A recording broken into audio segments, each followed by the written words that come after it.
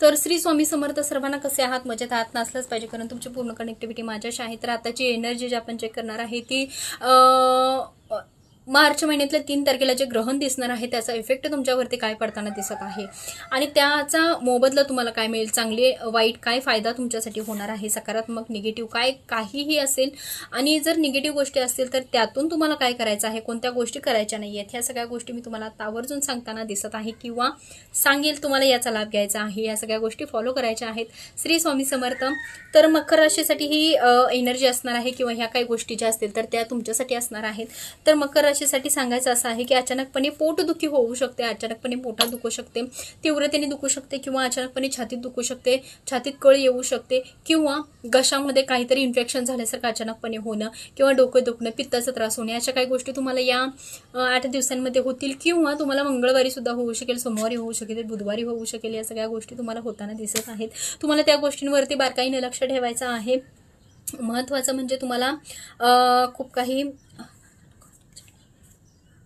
Okay, अचानकपणे काही गोष्टी असं बिघडत आहेत, बरं वाटतंय परत बिघडतंय, बरं वाटतंय परत बिघडतंय, अशा म्हणजे राऊंड राऊंड काहीतरी होतंय तुम्हाला, अशा काही गोष्टी. आणि त्याचं भीती वाटून घ्यायचं नाहीये तुम्हाला मनामध्ये.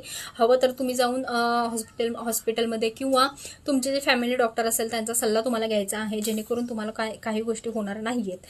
पार्टनर बरोबर मतभेद होताना दिसत आहेत. या आठवड्यामध्ये काहीतरी शंका असेल किंवा तुमच्यामध्ये एकमेकांमध्ये म्हणजे बोलणं वगैरे जर काय असेल तर ते व्यवस्थित होत नाहीये, वाद होतोय, भांडण होतोय, अचानकपणे छोट्या छोट्या गोष्टींवरून वाद निर्माण होतोय. तर तुम्हाला त्याच्यावरती सुद्धा नियंत्रण ठेवायचं आहे, जेणेकरून वाद होणार नाहीयेत, जेणेकरून तुमच्यामध्ये असं मोठं वाद होणार नाही, जेणेकरून फॅमिलीमध्ये एक नवीन काहीतरी वादळ निर्माण होईल. ह्या सगळ्या गोष्टी तुम्हाला पाळायच्या आहेत.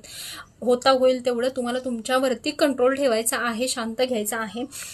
जिभेवर साखर ठेवायची आहे, ते आधीच ऑलरेडी इथं सांगितलेलं आहे की जिभेवरती साखर ठेवूनच तुम्हाला ह्या सगळ्या गोष्टी फॉलो करायच्या आहेत. शांततेत घ्यायचं आहे.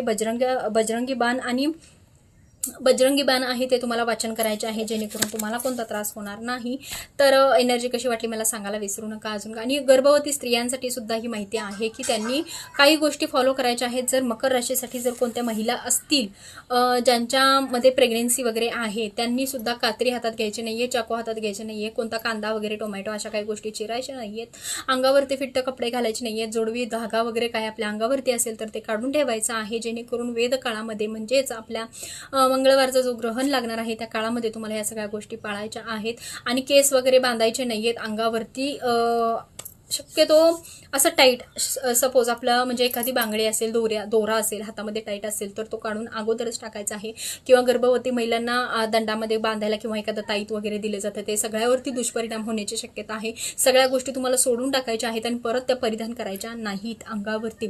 तर ह्या सगळ्या गोष्टी तुम्हाला पाळायच्या आहेत. आणि दूध आहे ते झाकून ठेवायचं आहे आणि त्यामध्ये तुळशीपत्र टाकायचं आहे आणि पाण्यामध्ये सुद्धा तुळशीपत्र टाकायचं आहे, ते सुद्धा व्यवस्थित झाकून ठेवायचं आहे, जेणेकरून चंद्राचे किरण काय असतील किंवा दिवसभरामध्ये काय एनर्जी असेल तर त्या पाण्याला त्रास होणार नाही. देवपूजा ही तुम्हाला आवर्जून करायची आहे.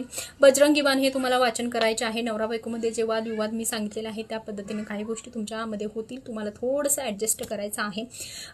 बाकीचं जर अजून काही एनर्जी तुम्हाला वाटत असेल की शंका असेल तर तुम्हाला मी दिलेल्या नंबरवरती मला कॉन्टॅक्ट करा, मला विचारा की ताई असा असा प्रॉब्लेम आहे आणि यावरती मला सोल्युशन सांगा. किंवा अजून जरी माझ्याकडून काही सांगायचं राहिलं असेल तरी सुद्धा मला विचारा, मी आवर्जून सांगेन. माझ्याकडून होता होईल तेवढी स्वामी सेवा किंवा मी तुमची सेवा जे करत आहे ती माझ्याकडून करतच आहे. जर यातून अजून काही कमी राहिला असेल तर मला नक्की मेसेज करा आणि मला विचारा. श्री स्वामी समर्थ.